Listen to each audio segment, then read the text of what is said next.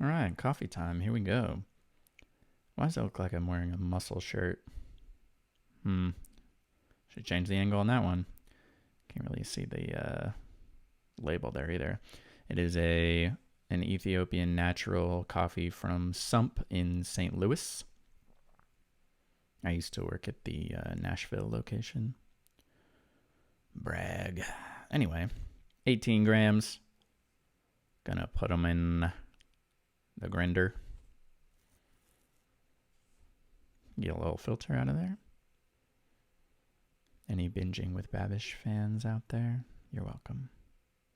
Paper filter. Plop it on in the lid thingy there. It doesn't have a technical name.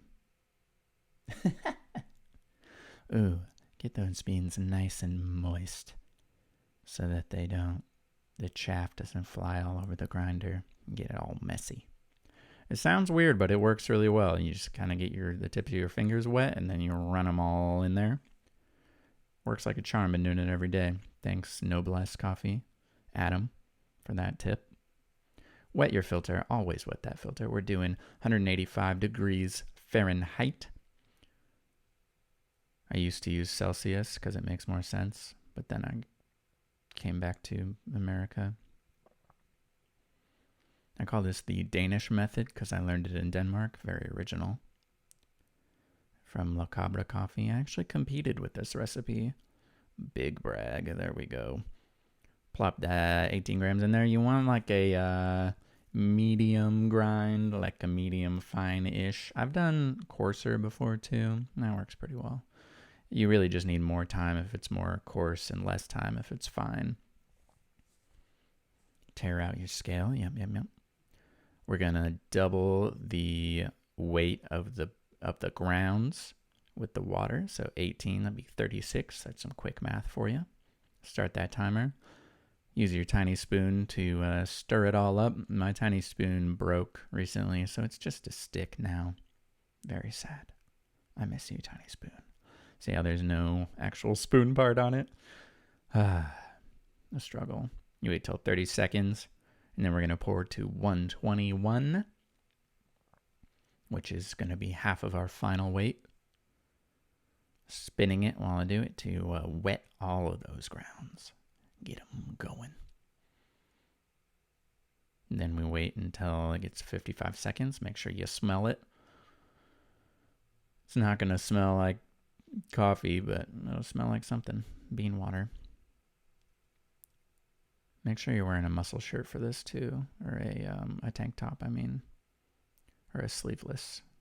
I can't think of words today. Maybe it's because I hadn't had my coffee yet. But I'm watching this in the future. We're going to pour to 242. Perfect, right on the money.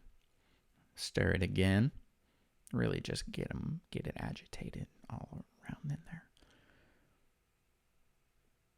Yep, there we go. And put the old lid on there. Make sure that the filter's flat. No air holes. Air holes? Not really. No, make sure it's just pressed down against it. Ooh, nice flip. Flip it over, press it out. We don't do any of that silly other Aeropress method. It's silly. Then we're going to press real hard. But make sure it's an even press. Look at me tilting to the right there. Ugh, disgusting. Press it on out. Oh, look at it dripping out the bottom there. It's all red and orange.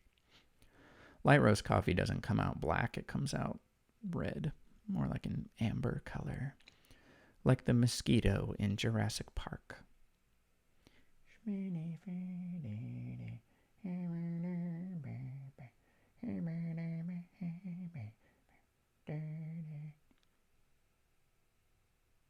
And I stop before it starts going. Don't know why. Tastes better that way. You gotta find a cup. Cat and Cloud in California. Oh, it's not gonna focus. Didn't focus. Come on, cinematic iPhone mode. Yeah, all of this was shot with an iPhone 13 Pro. What up?